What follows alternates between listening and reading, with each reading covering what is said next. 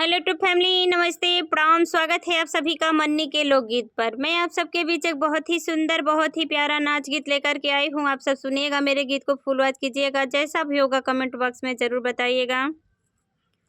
जमुनिया मजेदार यार चलो बगियन में, जमुनिया मजेदार यार चलो बगियन में, जमुनिया मजेदार यार चलो बगियन में। उसे बगियन में पंछी बहुत है, उसे बगियन में पंछी बहुत है। कोयल मजेदार यार चलो बगियन में, कोयल मजेदार यार चलो बगियन में।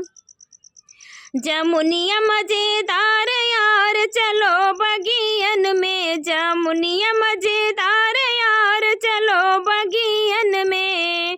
उसे बगियन में फूलवा बहुत है, उसे बगियन में फूलवा बहुत है। गुलाब मजेदार यार चलो बगियन में, गुलाब मजेदार यार चलो बगियन में। जमुनिया मजेदार यार चलो बगियन में, जमुनिया मजेदार यार चलो बगियन में।